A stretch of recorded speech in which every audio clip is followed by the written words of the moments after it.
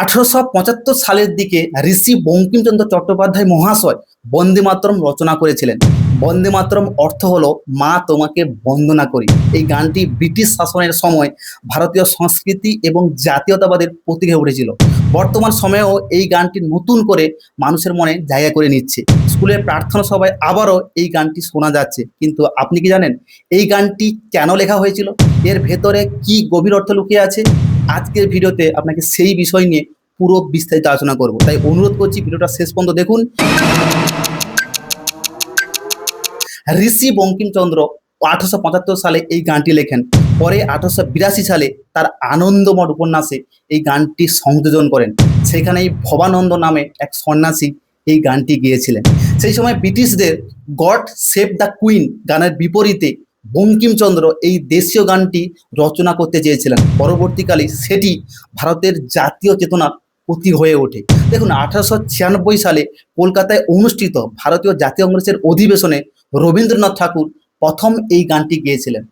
মূল বন্দে মাতরম গানটির 6টি স্তবক ছিল, তবে বর্তমানে শুধু 2টি স্তবকই গাওয়া হয়, কারণ এই 2টি স্তবকে মাতৃভূমির প্রাকৃতিক সৌন্দর্য এবং রূপকে বর্ণনা করা হয়েছে। যখন ছোট ছোট ছাত্রছাত্রীরা প্রতিদিন এই গান গায়, সুজলং সুফলং শস্য শ্যামলং মাতরম, তখন তারা ধীরে ধীরে দেশকে ভালোবাসতে শেখে।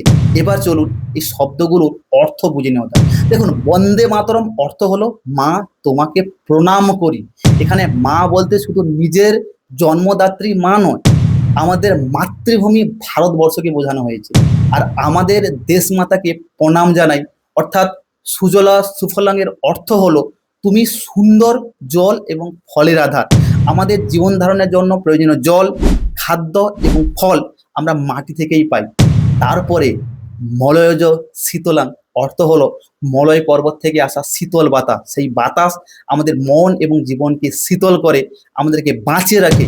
শস্য শ্যামলং মাতরম অর্থ হলো ফসল ভরা, সবুজে ভরা মা। এই ফসলই আমাদের জীবন দেয়। একজন মা যেমন নিজের সন্তানের জন্য সমস্ত কষ্ট সহ্য করে তাকে আগলে রাখেন, তেমনি আমাদের দেশ মাতাও আমাদের খাদ্য, জল, বৃষ্টি এবং আশ্রয় দিয়ে বাঁচিয়ে রাখেন। শুভ্র জ্যোৎস্না পুলকিত যামিনী অর্থ হলো চাঁদের আলোয় ভরা সুন্দর রাত, এবং সেই চাঁদের আলো আমাদের জীবনকে আনন্দময় করে তোলে। এই প্রাকৃতিক সৌন্দর্য আমাদের ভারতভূমির গর্ব। এরপর আসে ফুলে ফুলে ভরা প্রকৃতির বর্ণনা। চারিদিকে সুন্দর ফুল, গাছপালা যেন জীবনের প্রতীক। সুহাসিনী সুমধুর ভাসিনী অর্থাৎ তোমার মুখ হাসি খুব সুন্দর, তোমার ভাষা মধুর। আর একজন মায়ের হাসি সবচেয়ে সুন্দর, তেমনি আমাদের ভারত মাতার হাসিও খুব মধুর। শেষে আমরা মাতৃভূমির কাছে প্রার্থনা করি, হে মা তুমি সুখ দাও, শক্তি দাও, সাহস দাও। এইভাবে বন্দে মাতরম শুধু একটি গান নয়, এটি আমাদের আত্মা। বঙ্কিমচন্দ্র এই দেশকে একটি জীবন্ত দেবী রূপে কল্পনা করেছিলেন। 1950 সালের 24শে জানুয়ারি ভারতের প্রথম রাষ্ট্রপতি ডক্টর রাজেন্দ্র প্রসাদ জনগণ মনকে জাতীয় সঙ্গীত এবং বন্দে মাতরমকে জাতীয় গানের মর্যাদা দেন। ব্রিটিশরা এই গানটা এতটাই ভয় পেত, অনেক জায়গায় এই গাওয়া মানে এই গানটি গাওয়া পুরোপুরিভাবে নিষিদ্ধ করা হয়েছিল, কারণ এই গান মানুষকে একত্রিত করত। মহাত্মা গান্ধীও এই গানটিকে অত্যন্ত শ্রদ্ধার এবং সম্মানের চোখে দেখতেন। একসময় জাতি, ধর্ম এবং বিভেদের ঊর্ধ্বে উঠে এই গানটি মানুষকে শুধু একটি পরিচয় দিয়েছিল, আমরা সবাই ভারতীয়।